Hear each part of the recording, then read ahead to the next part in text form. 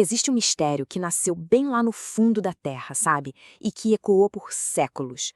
Hoje, a gente vai mergulhar de cabeça no enigma dos gritos do subsolo. E tudo começa com essa frase que foi registrada em relatos lá do século XVIII. Pensa só no cenário. Mineiros trabalhando num silêncio absoluto a centenas de metros de profundidade. E de repente um som quebra a escuridão. Gritos. Gritos que pareciam humanos, vindo do que parecia ser um nada. Para a gente entender como essa história virou uma lenda de arrepiar, a gente precisa voltar para o comecinho, para os primeiros relatos apavorados sobre esses gritos na escuridão. E o que deixava tudo tão aterrorizante era a natureza desses sons. Não era um barulhinho qualquer, não. Os relatos insistiam que eles ecoavam de cavernas muito profundas, soavam, sem dúvida nenhuma, como algo humano e, o que é mais perturbador, era uma presença constante. Não foi uma coisa que aconteceu uma vez só. Era quase uma tortura auditiva. Esse medo todo, claro, não podia ficar guardado. Ele precisava de uma história para dar sentido, e foi assim que nasceu algo muito maior: a lenda dos exploradores. A linha do tempo que transformou isso em lenda é bem trágica e direta. Começou com os relatos dos mineiros. A curiosidade misturada com o medo levou uma equipe de exploradores a ir lá investigar. O resultado? Eles simplesmente nunca mais foram vistos.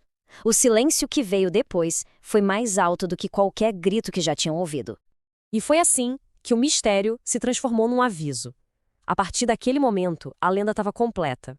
Aquelas cavernas eram um lugar sem volta.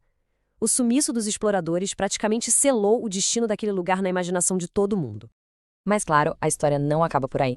Vamos dar um salto de alguns séculos para uma época que começou a buscar respostas em vez de criar lendas. E com isso veio uma possível explicação científica. A teoria principal tem um nome: geofonia.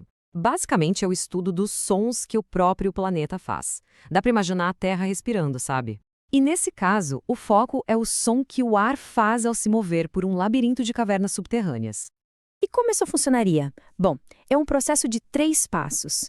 Primeiro, o ar fica preso lá no fundo, em bolsões. Depois, a pressão geológica, o movimento da Terra, força esse ar a escapar por umas fendas bem estreitinhas, quase como um assobio gigante. E essa liberação repentina de ar cria ruídos que, para o nosso ouvido, podem soar de um jeito assustadoramente parecido com gritos humanos. E é aqui que o conflito fica bem claro, né? De um lado, a gente tem a lenda, gritos de almas perdidas, um fenômeno totalmente sobrenatural. Do outro, a ciência, ruídos naturais de bolsões de ar, um processo geológico. Até o desaparecimento dos exploradores ganha 2 interpretações: o mistério inexplicável ou a triste realidade de um ambiente extremamente perigoso. Com uma explicação científica que faz tanto sentido, o caso parece encerrado, certo? Pois é, não tão rápido. A dúvida ainda existe.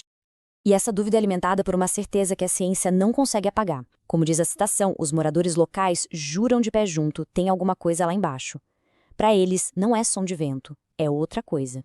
E essa crença tem um peso histórico gigantesco. A lenda já dura mais de 200 anos. Esse número não é só um dado, ele representa a força de uma história, que foi passada de geração em geração, resistindo a toda e qualquer tentativa de explicação racional.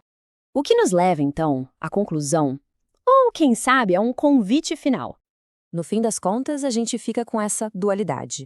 É um fato científico, um fenômeno natural que a geofonia explica, ou é uma lenda trágica que nasceu de um evento real e terrível? A verdade, pelo que tudo indica, continua enterrada. Isso nos deixa com a pergunta que ecoa desde o século XVIII. Depois de analisar a ciência, a lenda, o mistério do desaparecimento, a questão final continua no ar. A coragem de descer até lá, será que alguém teria?